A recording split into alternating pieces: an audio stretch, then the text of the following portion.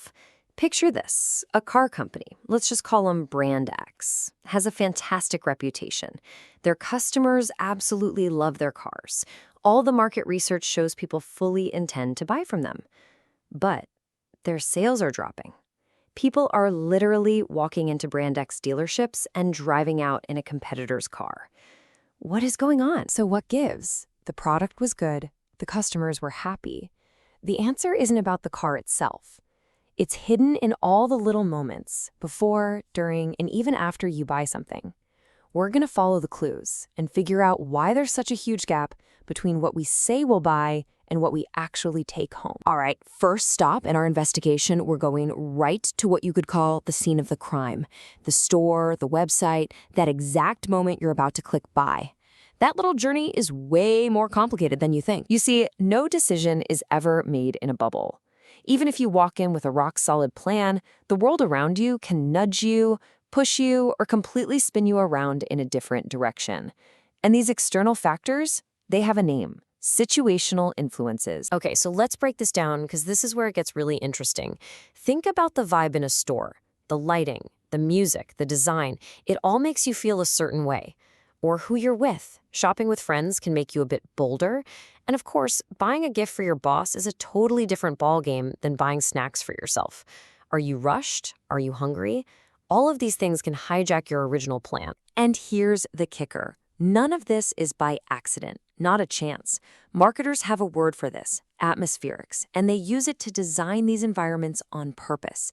They're basically building a stage, a whole world, designed to make you feel like their product is the perfect, natural choice for someone just like you. So, let's move on to our next clue and see how this all connects. Because our investigation is about to leave the four walls of the shop. Today, the store is, well, everywhere. Now, you might think online shopping got rid of all this stuff, right? Nope. It just swapped one set of influencers for a brand new one. Instead of dealing with crowds, you're shopping from your couch. Instead of a live salesperson, you've got thousands of 5-star or 1-star reviews staring back at you. You have all the time in the world to compare prices. Each environment just gives you a different set of opportunities to get sidetracked. And man, the ways to buy things have just completely exploded. It's not a simple A to B journey anymore. And what you're seeing here, these aren't really sequential steps. It's more like a giant web of channels. Your mailbox, your phone, that ad that follows you everywhere. Every single one is another chance for a brand to influence you. Another fork in the road where your original plan can get lost. All right, on to our final clue. And this one's a biggie because it's something most of us just don't think about. It's what happens in our own heads after we've swiped the card. It's all about the story we tell ourselves to feel good or bad about what we just did. Okay, so once the deal is done, our brains go down one of two paths. Path number one is assimilation theory. This is when the product is pretty close to what you expected, so you kind of fudge it. You convince yourself it's great, and you ignore the tiny flaws. But path number two is contrast theory. This is when the product really misses the mark. And your brain doesn't just see the gap, it puts that failure under a microscope. It feels way worse than it might actually be.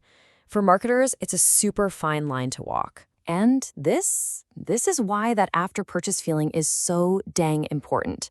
An unhappy customer, they rarely just fade away quietly. Oh, no, it starts a chain reaction. They might complain to the company, then they tell their friends and family, hey, they'll buy this, and then they go public, blasting the product in online reviews. One single bad experience can literally poison the well for thousands of potential sales down the line. Okay, let's put all the pieces together.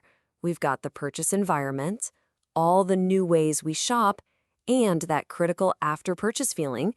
It's time to crack the code and finally solve the mystery of Brand X. So, to avoid ending up like Brand X, companies can't just have a good product anymore. That's just table stakes. They need a whole playbook for the entire customer experience. They've got to manage the mood in the store, make promises they can actually keep, handle complaints with respect, and even check in after the sale to make sure you're happy.